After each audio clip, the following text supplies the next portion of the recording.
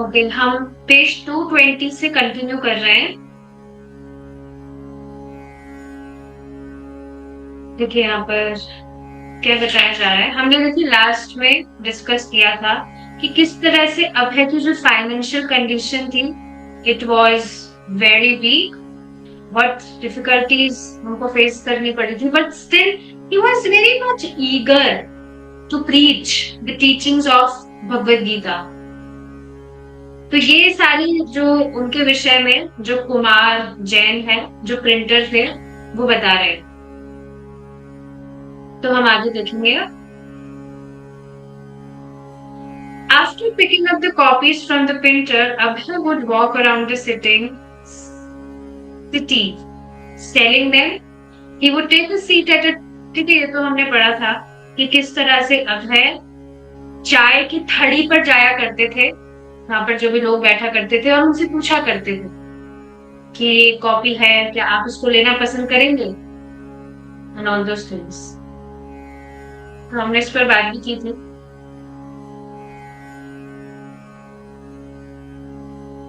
ठीक है, आगे देखिए। When we approach some gentleman and request him to become a reader of Back to Godhead, sometimes we are replied with the words "No time", तो समय नहीं है। Back to Godhead magazine आप पढ़ेंगे? नहीं, समय नहीं। ये अभी की टाइम की बात नहीं है। आप अभी भी यहाँ पे देखिए, आप किसी भी व्यक्ति को कहेंगे, ऐसे वो बहुत टाइम खराब करता हुआ आपको दिखेगा, और उसको कहो थोड़ा नाम जप कर लो, नहीं, टाइम नहीं।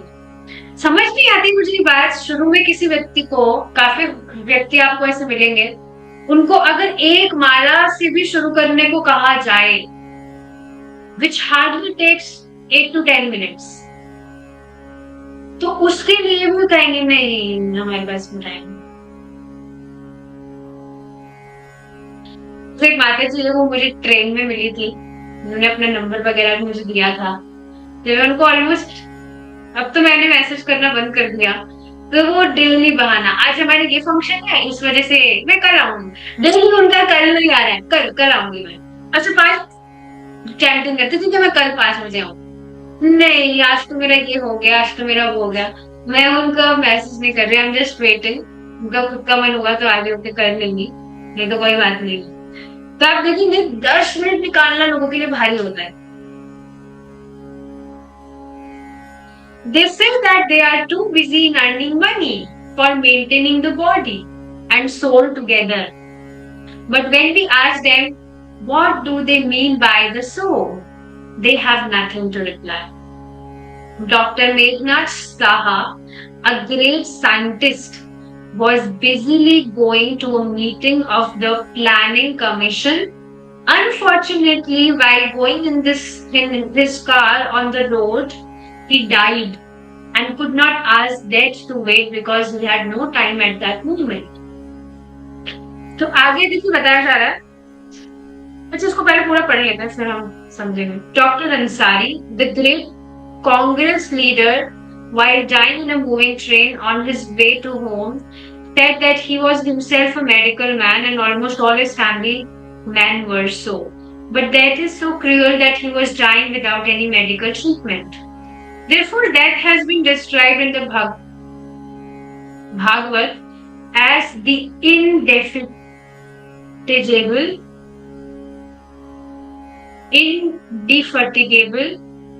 Death is awaiting everyone, although everybody thinks that he may not die. बताइए, सोचते कि नहीं हम ये बात? अभी हम थोड़ी मर रहे हैं, या कोई भी व्यक्ति, कोई भी नहीं सोच रहा है इस तरह से। There is life after death. The businessman should try to know this also as to whether he is going. This life is but a spot in his longest sojourn, and a sane person should not be busy with a spot only. Nobody says that the body should not be maintained. But everybody should know from Bhagavad Gita that the body is the outward dress and the soul is the real person who puts on the dress. So if the dress is taken care of only without any care of the real person, it is sheer foolishness and waste of time. तो आज इस तरह से बताया जा रहा है कि जब लोगों से कहा जाता था कि आप ये मैगजीन पढ़िए, तो कहते नहीं, समय नहीं। वो हमेशा इस तरह से कहते मिलते कि हम पैसा कमाने में बहुत व्यस्त है, ताकि हम हमारे शरीर को चला सके, हमारी आत्मा का निर्वाह कर सके। पर अगर उनसे पूछा जाए कि आत्मा से आपका क्या मतलब है, तो उनके पास में कहना कुछ नहीं होता। डॉक्टर मेघनाथ साहा, जो एक साइंटिस्ट रहे हैं, वो हमेशा वो एक मीटिंग में जा रहे थे ऑफ द प्लानिंग कमीशन, लेकिन दुर्भाग्य से अचानक से जब वो उसकी कार में थे, तो वो रोड पर ही उन्होंने अपना शरीर त्याग किया। मतलब कार चल रही थी रोड पर, तभी उनकी कार में उन्होंने अपना शरीर त्याग दिया, और वो मृत्यु से पूछ भी नहीं सके कि अरे भाई रुको, अभी मेरी मीटिंग तो मुझे करके आने दो।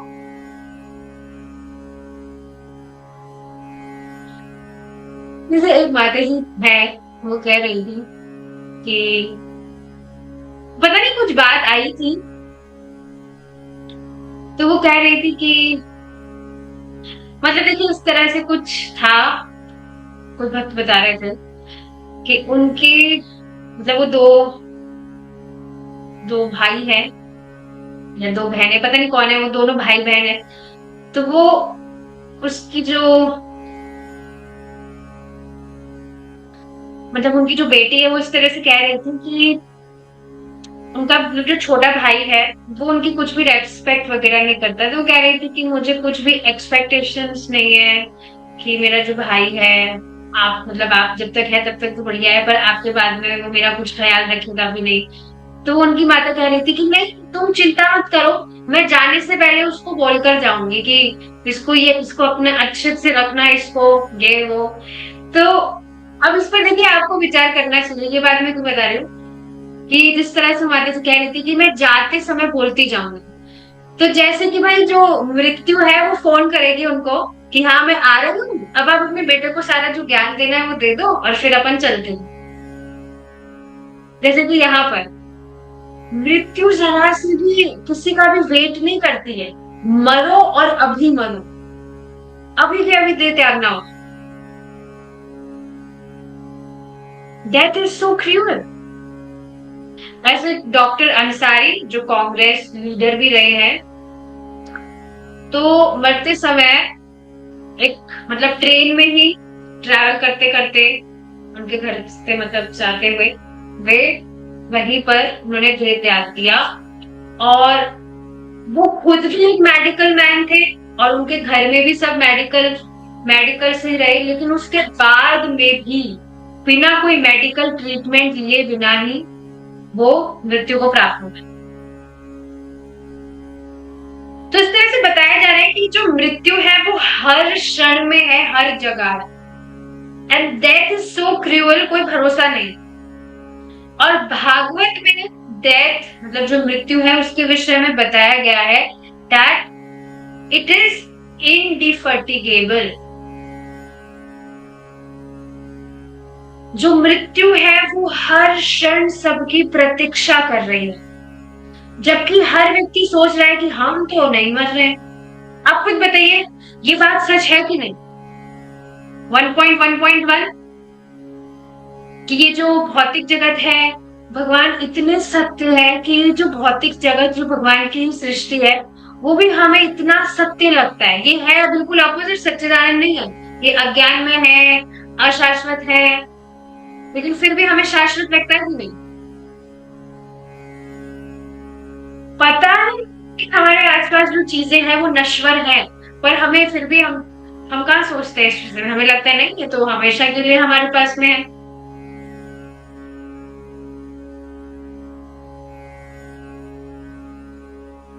तो ये सारी चीजें हैं कि व्यक्ति नहीं सोच रहा है that he may die in his next moment only।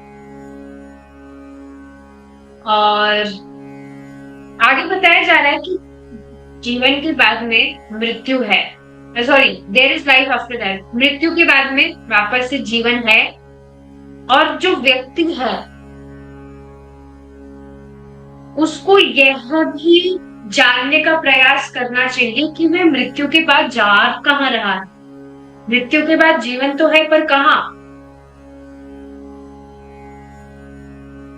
एक और देखिए बात समझनी चाहिए जो यहीं से एकदम ठीक ठीक समझ आएगी कि ये जो मनुष्य जीवन है ये हमसे जितनी भी अनादिकालीन गलतियां हुई उसको ठीक करने के लिए मनुष्य जीवन है। वास्तव में क्या गलती की है हमने? एकमात्र हमारी जो गलती है, सारी परेशानियों का जड़ मूल भगवान से विमुखता। तो ये जो हमने गलतियां की हैं, भगवान से हमने हमेशा उल्टा हमने चला है, उन सभी मिस्टेक्स को सही करने का ये जो जीवन है, मनुष्य जीवन एकदम परफेक्ट है। This human life is meant for this only. बहुत सुंदर बात मुझे लगती है that our life is meant to please Krishna. We have been always displeasing him from eternal time. अनादिकाल से हम भगवान को असंतुष्ट करने वाले कार्य करते हैं, पर इस मनुष्य जीवन में स्पेशली जब हमें भक्तों का संग मिला है, इस प्रोसेस के विषय में पता लगा है, तो बस हर क्षण हमारी यही प्लानिंग होनी चाहिए कि हम भगवान के उसके किस तरह से संतुष्ट करें, because our life is meant to please Krishna. क्या आपको ये बात साधारण लगती है कि भगवान आपको इस तरह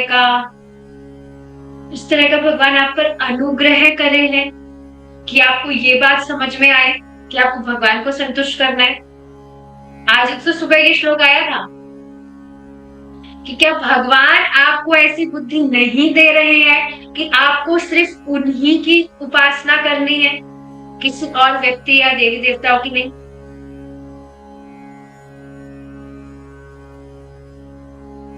और क्या आपको ये बात साधारण लगती है?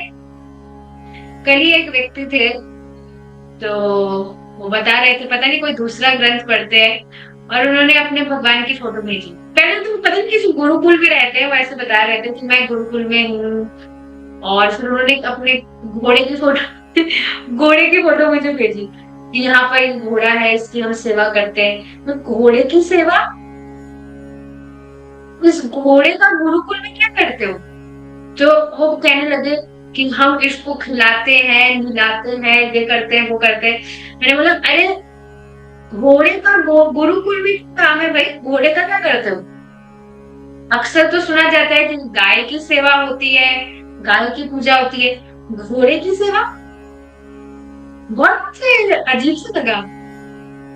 लेकिन उन्होंने फोटो भेजा मुझे घोड़े का, उसका पता नहीं वो क्या कर रहे थे वो, और बाद में उन्होंने दूसरा फोटो भेजा that he is our personality. और उसमें पता क्या था? उस फोटो में कोई व्यक्ति था, उसका कुछ काला सा मुंह था, कुछ मास्क उसने लगाया हुआ था, और वो ऐसे घोड़ा चला रहा था। पता नहीं वो कौन था, मैंने तुरंत डिलीट करके आई गेस, मैं नहीं कर रही बात, पर बाद में पता लगा कि वो उसकी उपासना कर रहे हैं।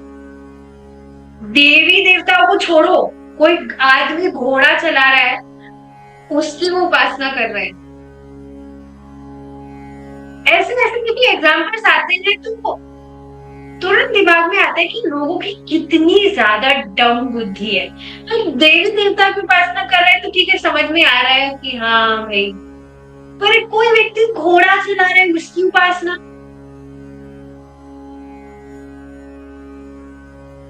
मैंने कुछ पूछा भी नहीं डिटेल में, कोई वीडियो भी मुझे भेजे थे, मैंने देखा, I just deleted that link immediate. मुझे बहुत ही डर भी लगता है, और मुझे इस बात से डर लगता है स्पेशली कि मेरी चेतना डिस्टर्ब नहीं होनी चाहिए, कि भगवान से इतर कुछ और विषयों को हम कुछ रिसर्च ट्राई करने का प्रयास करते हैं, तो भगवान से तो मति हट जाती है,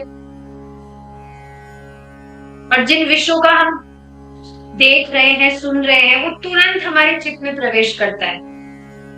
तो मैं बिल्कुल भी, देखिए बात होती है भगवान से इतर आप कुछ भी अगर देखते हैं तो भक्ति करते समय भी वो चीजें आपको याद आती है, जिस समय आपका भगवान से आपकी मति हटती है, तो नहीं देखना चाहिए कोई भी आपको कुछ भी वीडियो भेजे तो।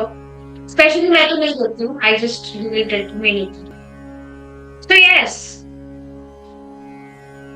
जो भगवत गीता है उसमें इस तरह से देखिए, यहाँ पे बताया जा रहा है, ऐसा नहीं कहा जा रहा कि जो बॉडी है उसको मेंटेन नहीं किया जाए, पर हर किसी को पता होना चाहिए, भगवत गीता से ये मालूम होना चाहिए कि ये जो शरीर है ये एक ड्रेस, बाहरी ड्रेस की तरह है, आवरण की तरह है, और जो आत्मा है वो वास्तविक जीव है, वो हम है जो इस ड्रेस को धारण किया हुआ है।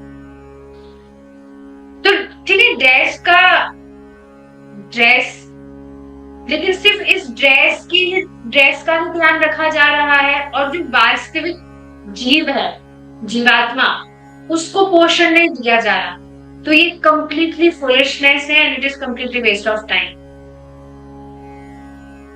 जैसे आपने पिंजड़े वाला एग्जांपल समझा होगा, सुना होगा कि कोई भी लेडी है वो बहुत बुद्धिमान है, कैसे हमेशा उस जो पिंजरा है उसको चमकाती है, उसकी पॉलिशिंग कर रही है, ऐसे चमका रही है, वैसे साफ कर रही है, लेकिन अंदर उसके बेचारे जो पक्षी है उसको खाने को ही नहीं देती है। बुद्धिमान नहीं है वास्तव में, कटाक्ष किया जा रहा है। She is completely foolish, she is just wasting time. ये बात तो कोई भी व्यक्ति अपने सिर्फ शरीर का ध्यान रख रहा है और आत्मा के लिए कुछ नहीं कर रहा, अपने आत्म साक्षात्कार के लिए कुछ नहीं कर रहा, तो he is like that foolish women. Abhay was an unusual newspaper vendor. He didn't loudly hawk his paper on the street or sell it from a newsstand. He approached individuals quietly as they sat to drink tea, or he would call on acquaintances in their offices or places of business. Taking a copy from the stack he carried underneath his arm, he would present what appeared to be an ordinary tabloid newspaper with bold black headlines across the front page. But what odd headlines! The lowest of the mankind, philosophical problems within social awareness, sufferings of humanity, the pure consciousness of nationalism. Anyone could tell at a glance that this was no ordinary newspaper. Abhay would say something to try to convince them to take it anyway, before they said no time. तो देखिए, Abhay was an unusual newspaper vendor, मतलब वो जो back to godhead magazine है या newspaper कहिए उसको, तो वो भीड़ में हल्ला नहीं करते थे कि जिस तरह से हल्ला करते हैं ना लोग ट्रेन में, स्पेशली आपने देखा हो उनका कुछ भी प्रोडक्ट बेचने के लिए हल्ला करते हैं, चिल्लाते रहते जोर जोर से, इस तरह से Abhay was not doing like that.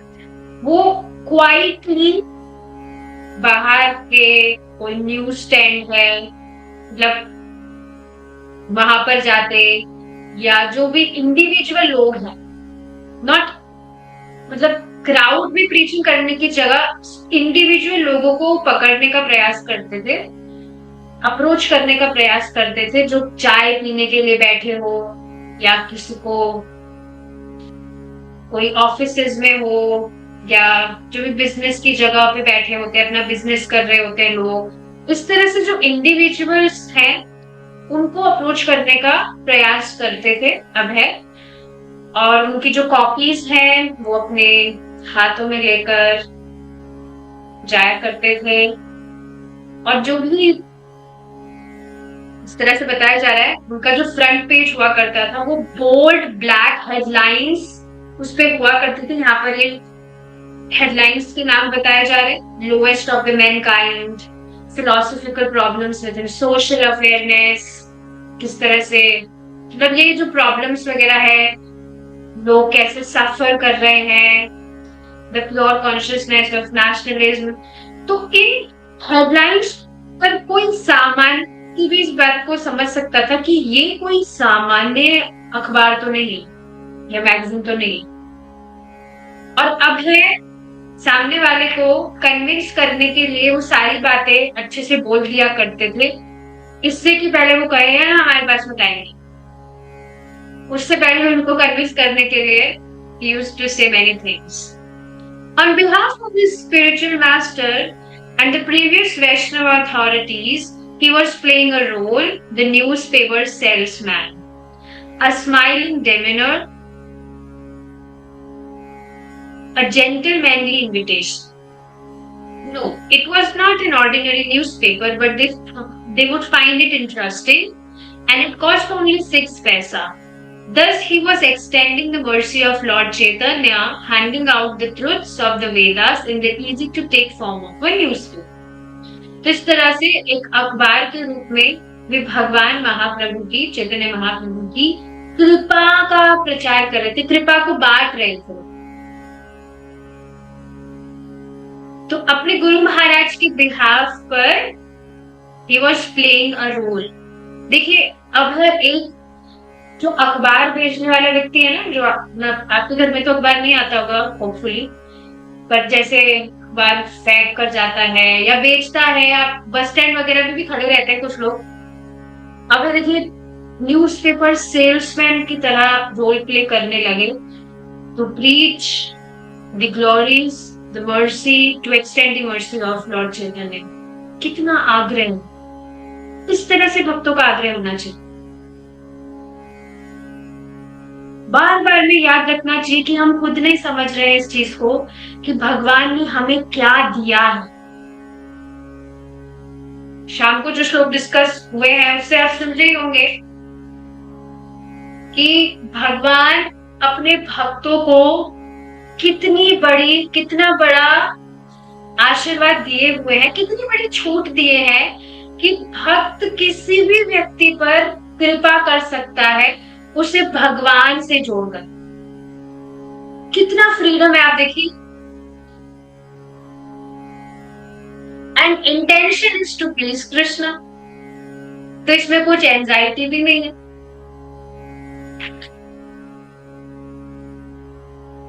और एक और बहुत इंटरेस्टिंग इसमें बात क्या है कि इसमें आपका कुछ खर्चा भी नहीं होता है, बल्कि आप दूसरों की हेल्प कर रहे हैं तो उससे आपका ही भजन बढ़ता है। So this is very encouraging. Despite his desperate poverty and the urgency of his message, his writing was never shrill, strident, or fanatical. He wrote expecting to find his reader prepared to hear sound philosophy and always willing to accept the truth, especially when presented logically and relevantly and supported by the authoritative Vedic literature.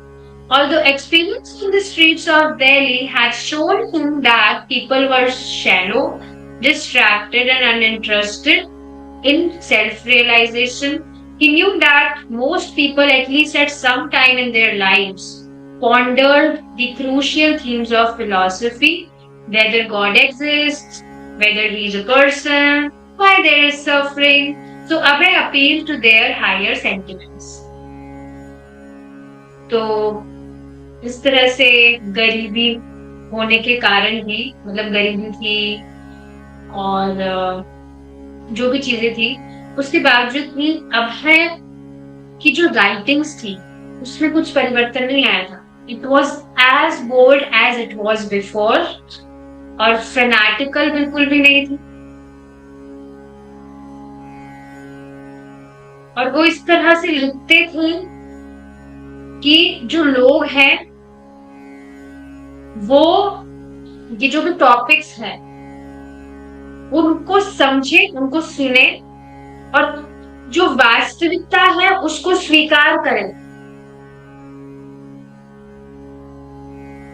Specially जब काफी मतलब जो भी philosophy है, topics है, वो logically और relevant वे में प्रेजेंट की जाती थी और शास्त्रों के आधार पर दी जाती थी।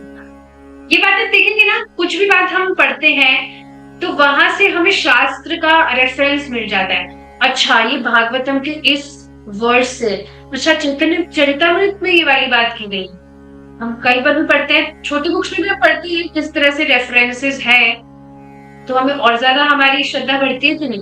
अच्छा, यहाँ की बात बता रहे। या भगवत गीता, भागवतम में भी आप देखेंगे कि बाकी जो उपनिषद है, वेद है, वहां से भी रेफरेंसेस दिए जाते हैं कि नहीं, तो और श्रद्धा बढ़ती है। अच्छा यहाँ से है, ये बात यहाँ से है। तो इस तरह से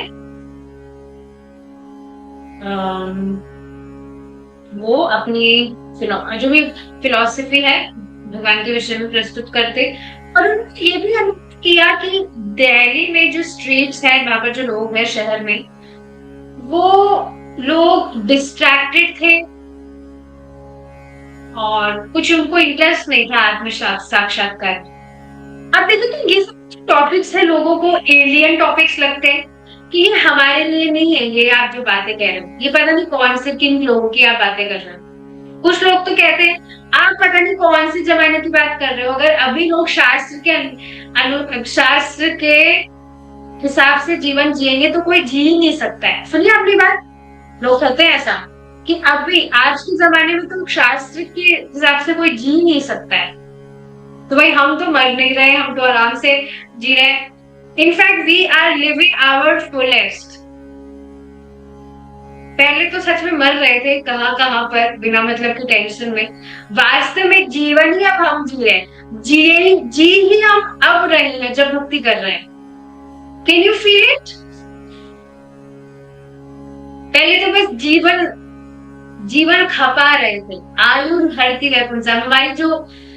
हमारी जो उम्र थी वो बस घट रही थी, जीवन बस व्यर्थ जा रहा था, जी ही वास्तव में अब रहे हैं। तो yes, Abhay was experiencing this कि लोगों की ऐसी कुछ हालत थी, दे वर अनइंटरेस्टेड इन सेल्फ रियलाइजेशन। और कुछ लोग जान भी रहे थे जो कई बार सोचा करते थे इन फिलॉसफीज के विषय में कि क्या भगवान है और क्या वो एक व्यक्ति है, मैं यहाँ पर क्यों इस तरह से सफर कर रहा हूँ, कष्ट मुझे क्यों भोगना पड़ रहा है। So Abhay appealed to their higher sentiments. हम ये एक पैराग्राफ और पढ़ेंगे, then we will stop.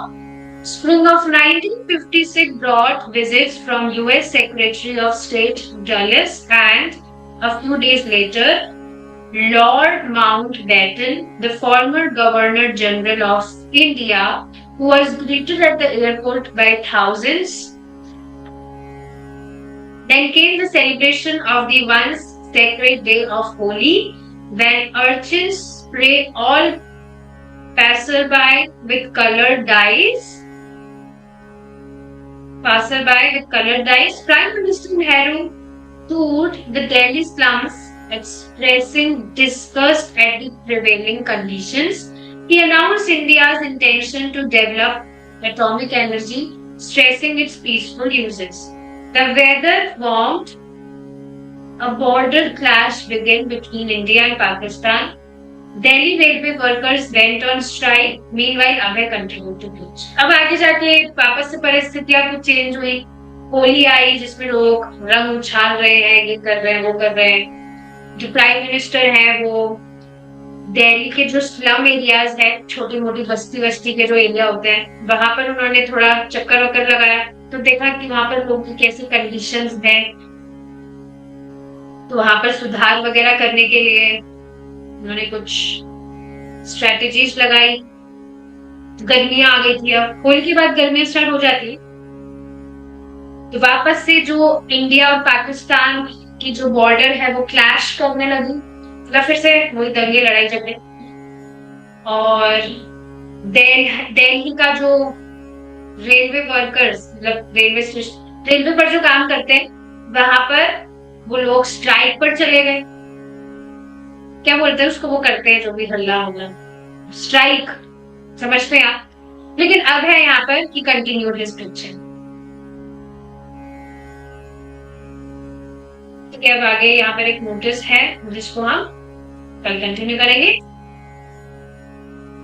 अभी 1 मिनट है, एक लाइन और पढ़ लेंगे। He somehow managed to meet the financial, editorial and printing demands and published his 6th issue for the year of 1956, the May 20 edition of Back to Godhead. तो अब वापस से किसी तरह से फाइनेंशियल और एडिटोरियल जो भी उनकी जो भी न्यूज़पेपर मैगजीन प्रिंट करने के लिए जो भी आवश्यकता थी, ही वाज समहाउ मैनेजिंग। और उनका जो 6th इशू है ऑफ द ईयर, उसको अब वो पब्लिश करने वाले थे, May 20 edition of Back to God है। और उनका जो फ्रंट पेज है, कैरीड अ स्पेशल नोटिस। अभी नोटिस क्या है हम उसको कल पढ़ेंगे। Stop you now. Thank you so much for joining. Hare Krishna, जय श्री राम।